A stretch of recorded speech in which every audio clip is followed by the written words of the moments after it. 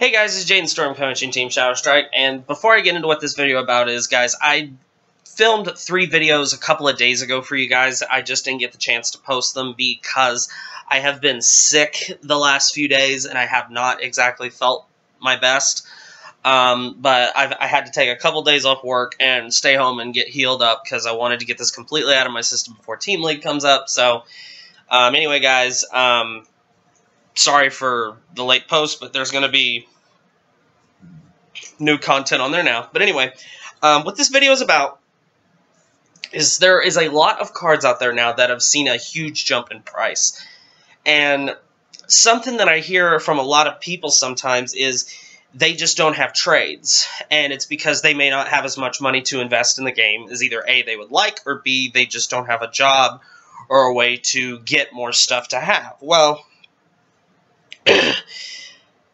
I'm going to tell you a couple of cards right now that have seen a jump in price that are from older sets, or even some, and some of these are common cards that have gone way up in price because of new support that's coming out. So you might have cards sitting in your, you might have, I mean, because me, I have a tendency, I keep the boxes when I buy a box of, like a box of a new set. I have a tendency of just putting commons and commons and commons and commons and commons and commons in there, and I kind of forget what's in there. And occasionally I go through them and go, wow, I didn't even know what was in here. Excuse me. And I know some people do that too. So if you have a box of cards and you have any of these, they're worth something, you know, and they're going to be worth something. So just made a small list here of cards, especially cards that have went up in price. Now, let me explain something to you real quick. I have gone to car auctions with my grandfather. I've worked in retail at GameStop. I have sold cards. I have sold cars for my grandfather and things like this. I know how to price things, but in the same breath, something is only worth its value what you're willing to pay for it.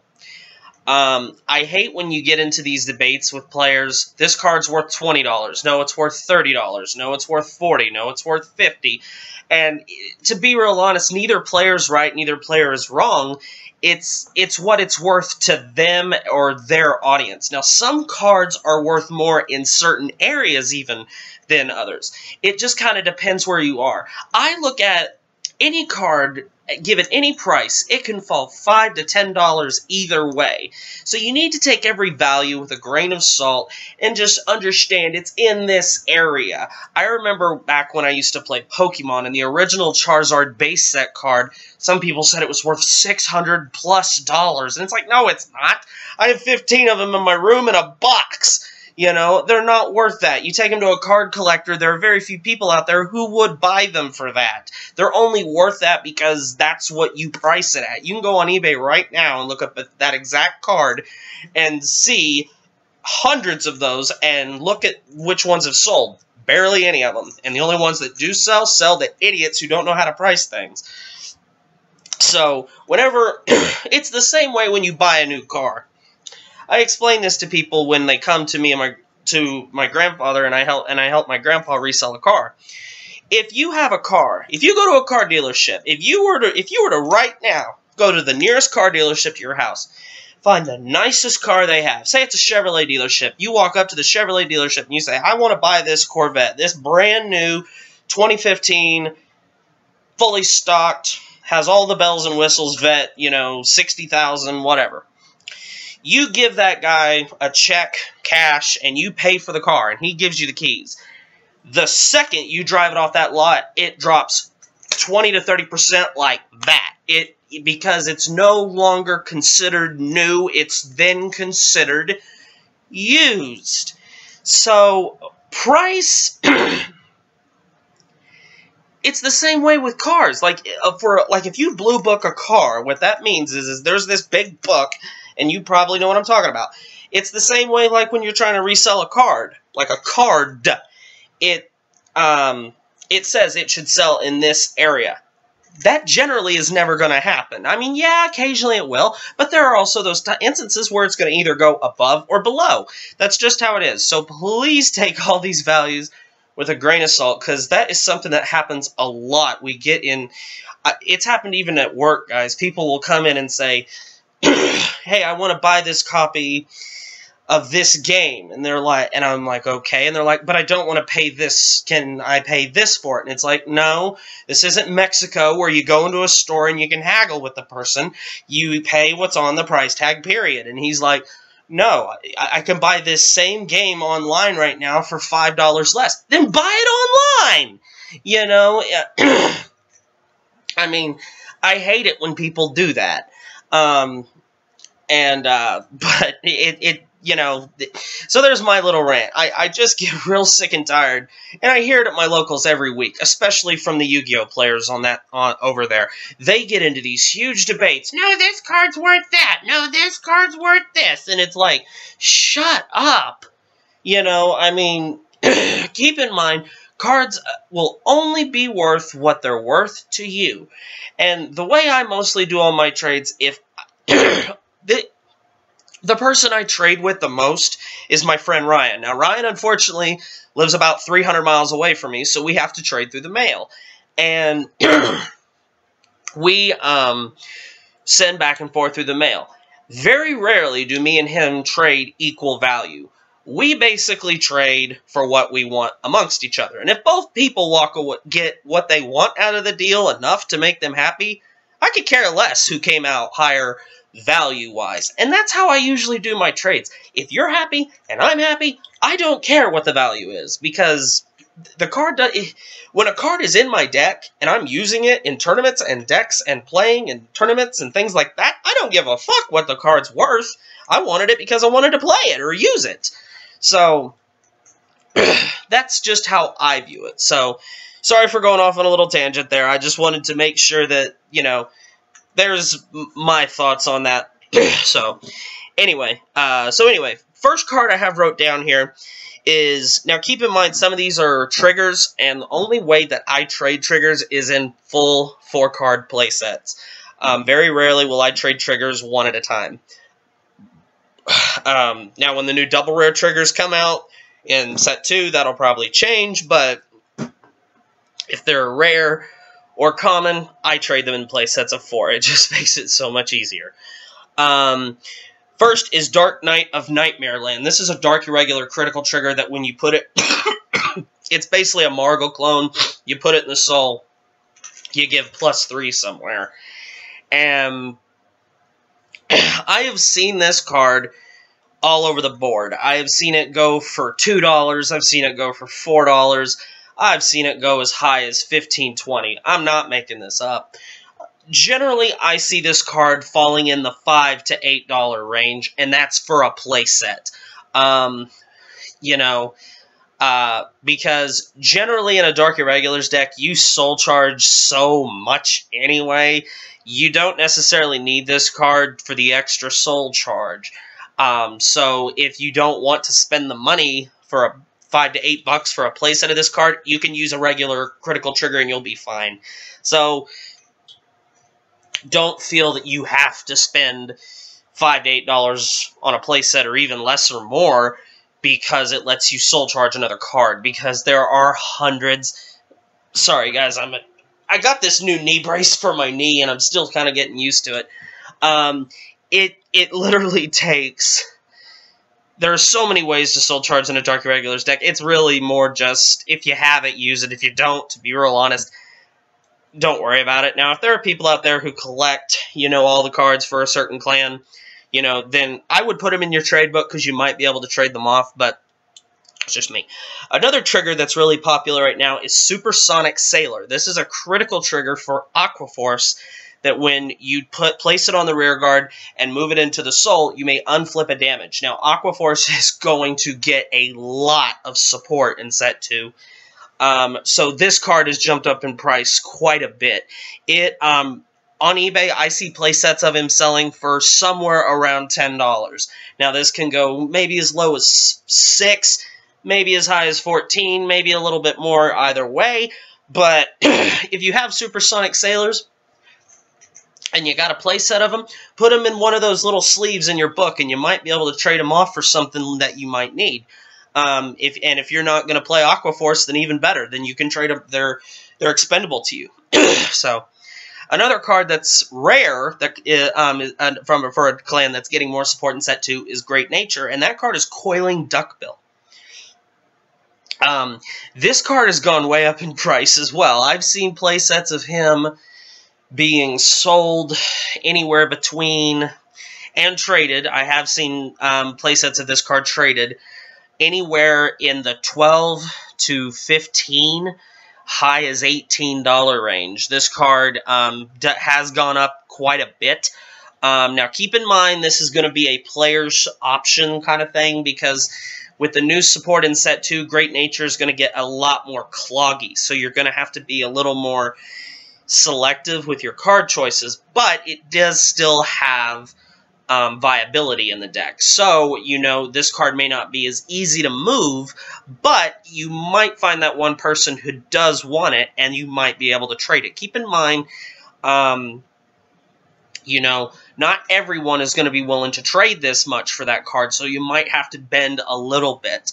The people who aren't willing to bend normally are the people who normally don't trade a lot, unless someone is willing to cave and let them have their way. Now, Coiling Duckbill, playsets 15, honestly, I think I have an extra playset, and I think I would honestly trade mine away for about $10. Because to be real honest, as good as Coiling Duckbill is, I haven't playtested with the deck yet that much. I don't know if I'm going to have a room for a full playset, so I might only play 2 or 3. So keep in mind, you know, some of these cards, you know, the want for them may not be as high as some others. Another card that's gone really high up, and it's a rare, is Tidal Assault. Tidal Assault is an Aquaforce card, and this card has gone way up. Talking $14, $15 a piece. I've seen him as high as $20. This was kind of like when I was at the ARG event that I wish I could go back through time and tell myself don't go to. Down there in Fort Worth, Texas. People were selling Burning Horn Dragons, the 12K attackers for Overlord, for $25.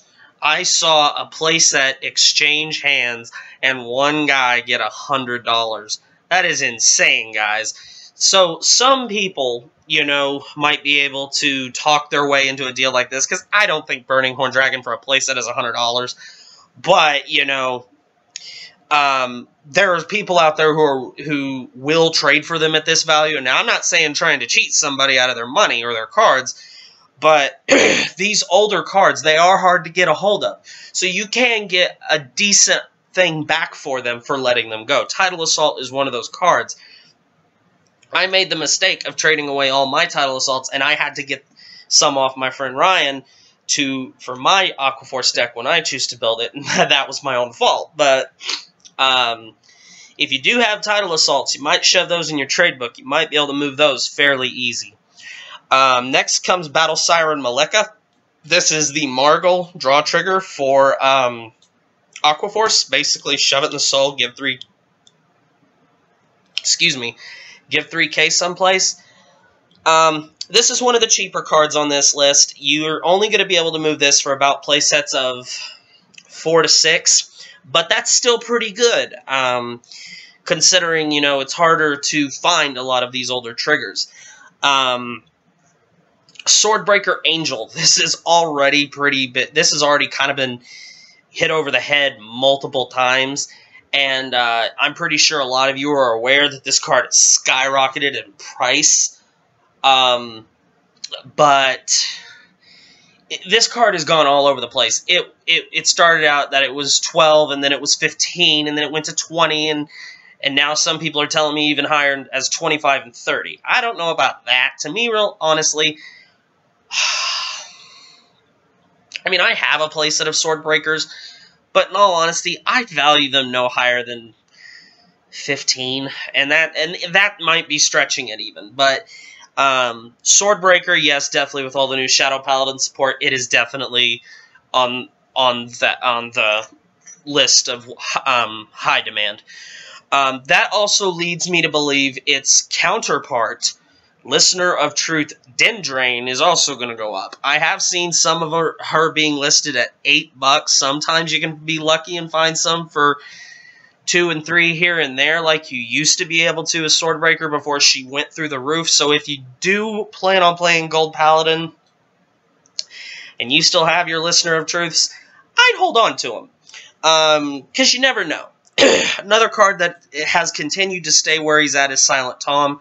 Silent Tom is still about a $20+ card, and that's pretty awesome, you know, because Oracle Think Tank received a huge boost with G1, and it's fair to say they're probably going to get more in the future, but Silent Tom, if you have Silent Toms and you're not playing Oracle Think Tank, now's a good time to try and move them, because you can get your most value for them. Then 3 cards because of Fighters Collection that have gone up is your Blaster Blades, your Blaster Darks, and your Majesty Lord Blasters. Blaster Blade out of the trial deck is going for about $12. The one out, the triple rare from the set is going anywhere between 8 to 10. So if you do have these Blaster Blades, and you can move them now for pretty good money. Blaster Dark, and I'm talking old school Blaster Dark, the rare from set 4, I think it was, he's $10. So if you do have some Blaster Darks and Blaster Blades, shove those in your book. You might be able to move those fairly easy as well. Majesty Lord Blaster, he's tricky. It depends on... It depends on a lot of things with Majesty. He can fall as low as about 12, and he can go about as high as 20. So, I mean, keep in mind kind in cards is always a thing, too, because players want their cards to be as close to mint as possible, you know, or unscratched, or nicked, or creased, or whatever. But just something to think about. And then the last card I have on this list is the Tsukiyomi Ride Chain pieces, specifically the Grade 2s and the 3s.